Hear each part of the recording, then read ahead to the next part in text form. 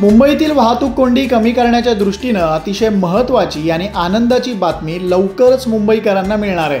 कारण लवकरच मुंबईतील 2 महत्त्वाचे उड्डाण पूल वाहतुकीसाठी खुले होणार आहेत।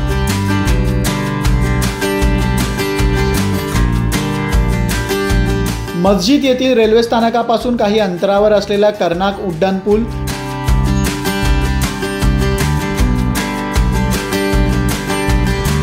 आणि विक्रोळी रेल्वे स्थानकाजवळील विक्रोळी उड्डाण पुलाचं काम आता पूर्ण झालंय।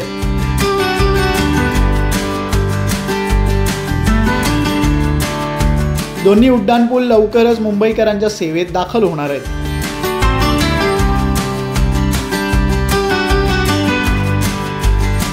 विक्रोळी पुलाची एकूण रुंदी 12 मीटर तर लांबी 615 मीटर इतकी आहे। या पुलामुळे लाल बहादूर शास्त्री मार्ग आणि पूर्व द्रुतगती महामार्ग जोडले जाणार असून मुंबईकरांचा कमीत कमी 30 मिनिटांचा प्रवासाचा वेळ वाचणार आहे।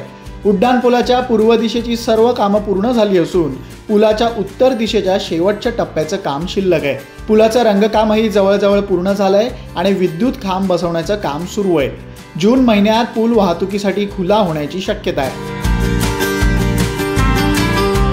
दुसरीकडे मस्जिद रेल्वे स्थानकाजवळील कर्नाक पुलाचंही काम प्रगतीपथावर असून लवकरच तेही पूर्ण होईल अशी स्थिती आहे।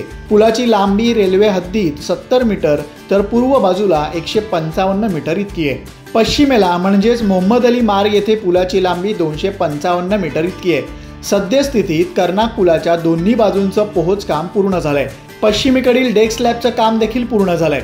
रेल्वे हद्दीत अँटी क्रॅश बॅरियर्स बसवण्याची कामं सध्या सुरू आहेत। ही सर्व कामं 10 जून पर्यंत पूर्ण होऊन हाही उड्डाण पूल मुंबईकरांच्या सेवेत दाखल होईल। नुकतंच मुंबई महानगरपालिकेचे अतिरिक्त आयुक्त अभिजित बांगर यांनी दोन्ही पुलांचा आढावा घेतला। यावेळी निश्चित वेळेत पुलाच्या बांधकामाचं काम पूर्ण करण्याचे निर्देश त्यांनी दिले।